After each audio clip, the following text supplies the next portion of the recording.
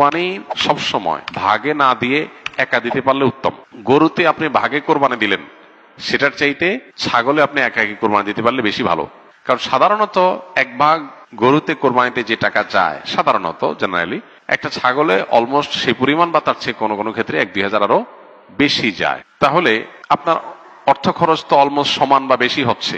এদিকে একাধিক ব্যক্তি একই পশুতে কোরবানি দিলে সেখানে ঠিকমতো বন্টন হলো কিনা, কারোর মনে কোনো দুঃখ থাকলো কিনা, কোনো কম বেশ হলো কিনা, নানাবিধ বিষয় থাকে। আপনি একাকি কোরবানি দিলে, ভাগে কোরবানি না দিলে এই সমস্ত ঝামেলার ঊর্ধ্বে আপনি উঠে গেলেন। তবে এটা ঠিক যে একাধিক ব্যক্তি যদি একটা পশুতে কোরবানি দেয় এবং কারোর নিয়তের ভিতরে ভেজাল থাকে, এর জন্য সবার নিয়ত নষ্ট হয়ে যাবে, কারোর কোরবানি হবে না, ব্যাপারটা সেরকম না। কারণ একজনের পাপের বোঝা আরেকজনের উপরে আসবে না। তারপরও সতর্কতামূলক উপায় হলো নিজের হালাল টাকা দিয়ে নিজের মতো করে কোরবানি দিতে পারা। শরীকে কোরবানি দিলে সেটা সম্পূর্ণ জায়েজ। একটা গরু, একটা ওট, এই দুই ধরনের পশুতে আপনার সর্বোচ্চ 7টি ভাগ হতে পারে। আর এর বাইরে কোনো ভগ্নাংশ চলবে না, অর্থাৎ এক ভাগ দুজন মিলে নেওয়া চলবে না। যে কোনো এক ব্যক্তি বা একটা পরিবারের তরফ থেকে একটা ভাগ হবে, এভাবে সর্বোচ্চ 7 ভাগ। সেক্ষেত্রে যত ভাগ কম হবে সব তত বেশি হবে। কারণ হলো একটা গরুর দাম যদি 70,000 টাকা হয়, 7 ভাগ হলে 10,000 করে পড়বে। আর যদি সেই গরুটাকেই আপনি 2 ভাগে করেন তাহলে 35,000 করে পড়বে, তাহলে টাকা বেশি খরচ হবে।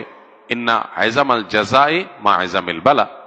যার যত বেশি কোনো ভালো কাজ করতে গিয়ে যত বেশি কষ্ট হবে, শ্রম হবে, মেধা খরচ হবে, অর্থ ব্যয় হবে, সবের পরিমাণ তত বেশি হবে।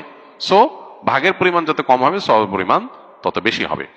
পাশাপাশি গোশত বন্টনের পদ্ধতি হলো যে কয় ভাগ হবে সেই কয় ভাগে কোরবানির গোশত বন্টন করতে হবে সমান হারে।